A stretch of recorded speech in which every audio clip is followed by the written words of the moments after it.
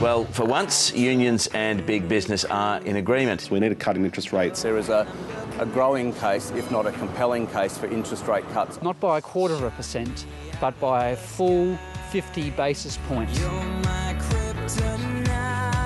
The Australian Workers' Union says the steel industry is in crisis, and if interest rates aren't cut further, more jobs will go.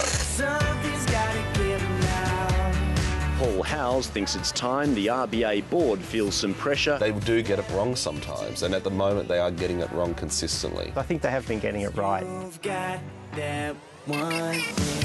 We're getting such shrill noises coming from union leaders. Saw Warwick McGivern came out and gave me a bit of a whack. To argue, as Paul Howes does, that there's something wrong with the process just shows how out of touch he is with economics. I suppose in his world would be the ANU. I didn't realise the university in Canberra was the real world.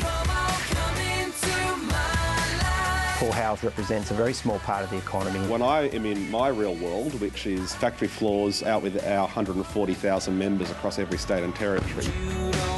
It's very dangerous if governments are influenced by these types of minorities. The RBA needs to listen, not just to academics at the ANU in Canberra, but to ordinary, decent, hard-working Australians.